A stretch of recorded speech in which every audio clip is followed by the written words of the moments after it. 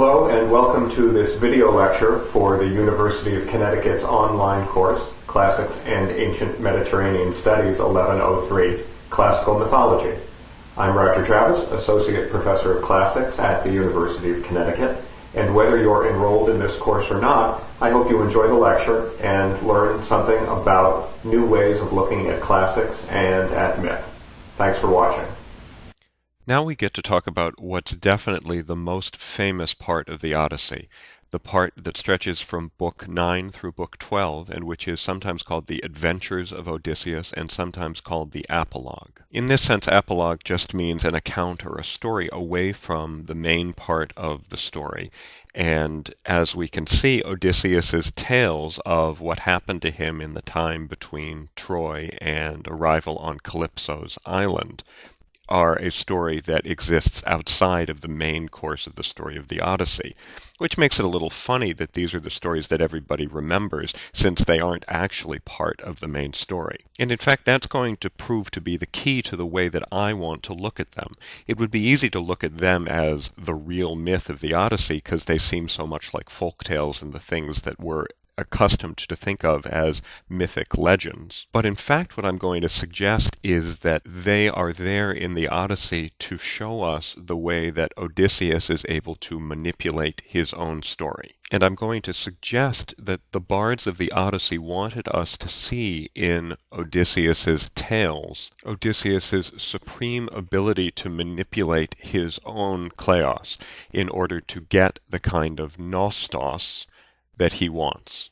The concept of Nostos is one that you've actually already become familiar with without realizing it, because Nostos means homecoming. It's one of the Greek roots of the word nostalgia that we know pretty well. Nostalgia is literally, in terms of its Greek etymology, a pain for a homecoming. And as you've seen over and over and again, it's the homecoming that Odysseus is most interested in. He is struggling to get his homecoming to Ithaca. What I'm going to begin to suggest now is that there is a kind of tension that the bards of the Odyssey exploit time and time again to make their story exciting and interesting, a tension between Nostos, homecoming on the one hand, and kleos, glory, fame, that we've seen already, that I talk about in the relationship of Demodocus and Odysseus, because it's very difficult to have Nostos and kleos both at the same time. The easiest way to express that difficulty is just to say that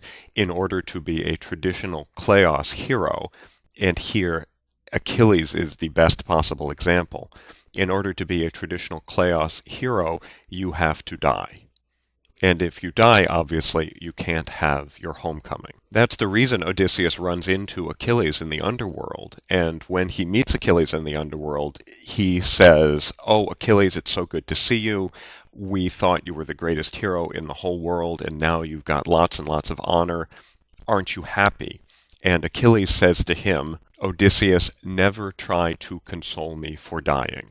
And in terms of the Iliad, you may remember in Book 9, Achilles talks about the choice he has, whether he's going to go home and have his, yes, Nostos, or whether he's going to stay in Troy and have his kleos. Well, from that standpoint, it looks like he's saying to Odysseus in the Odyssey, I made the wrong choice. But now I'm getting ahead of myself because I want to start us out by looking at the framework of the Epilogue, the tales that Odysseus tells to the Phaeacians. By looking at that framework, we gain a lot of insight into what Odysseus is actually doing when he tells these tales. And it's clear from the very beginning that, at the very least, it's not a simple recounting of things that we, the audience, are supposed to believe actually happened to Odysseus.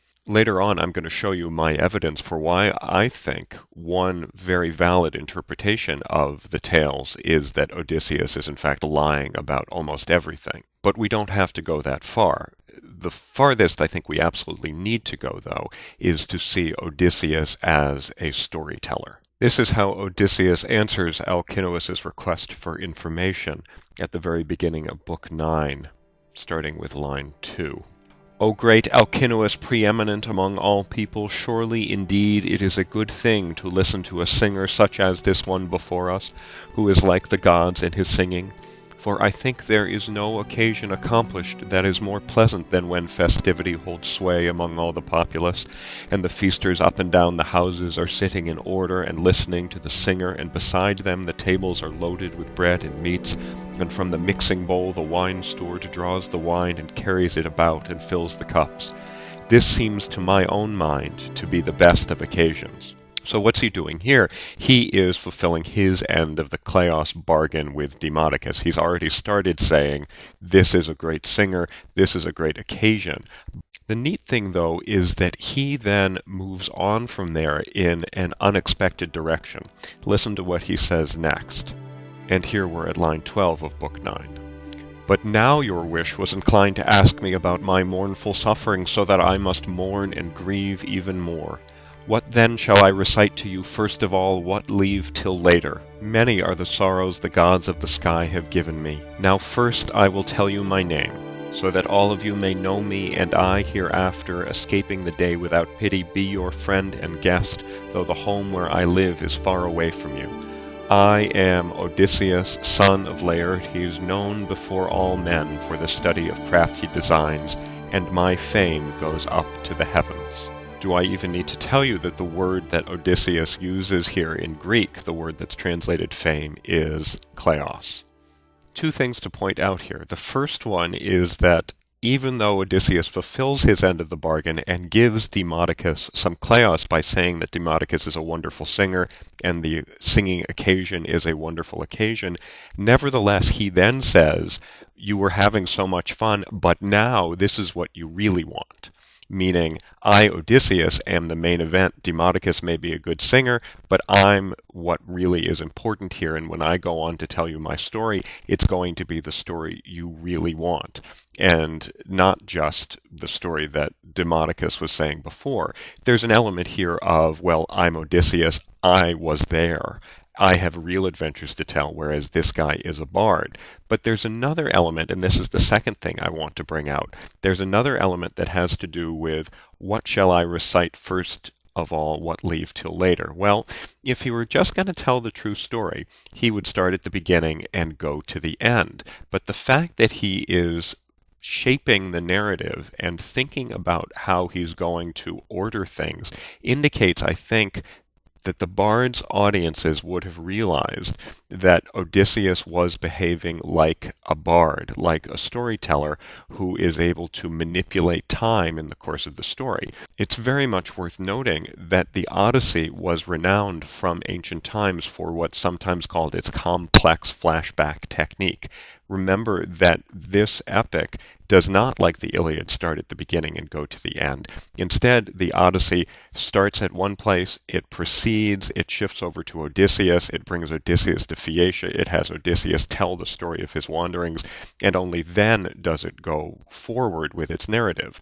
Like the bard of the Odyssey, Odysseus is shaping the chronology of his story, and so we are supposed to realize as he begins these tales that he is going to be doing it the way he does it for a reason. He has themes, he has narrative techniques, and he's going to use all of that to get out of the telling of this story exactly what he needs, both from a kleos perspective and, I'm going to show as we proceed, from a Nostos perspective as well. The tales of Odysseus, the epilogue, the adventures of books 9 through 12, are about balancing kleos and Nostos, and the way he does it brings us into mythological territory that's even more interesting.